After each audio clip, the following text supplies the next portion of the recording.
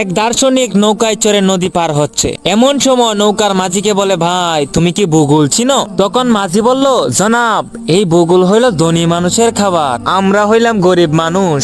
ভূগোলের মতো এত দামি জিনিস খাওয়ার তো দূরের কথা, জীবনে ভূগোল চোখেও দেখি নাই। মাঝির এই কথা শুনে দার্শনিক বলল, বেটা বেকুব, ভূগোল কি খায় নাকি? তুমি এখনো ভূগোল চিনো না? তোমার তো জীবনের ছয়া নাই শেষ। কিছুক্ষণ পর আবার সেই দার্শনিক মাঝিকে জিজ্ঞেস করলো, তুমি কি ইতিহাস জানো? তখন মাঝি বলল, স্যার ইতিহাস না খাইলেও জীবনে পাতিহাস বহুবার খাইছি। তখন দার্শনিক বলল, বেটা বেকুব, এখনো পর্যন্ত তুমি ইতিহাস জানো না? তাহলে তো তোমার জীবনের 12 আনাই শেষ। এমন সময় নদীর মধ্যে তুফান শুরু হয়ে গেল। মাঝি তখন দার্শনিককে বলে, স্যার আপনি কি সাঁতার জানেন? দার্শনিক বলল, না তা তো জানি না। তখন মাঝি বলল, স্যার আমার জীবনের 12 আনা শেষ হয়ে গেলেও 4 আনা তো বাকি আছে, আর আপনার জীবনের তো 16 আনাই শেষ। এইবার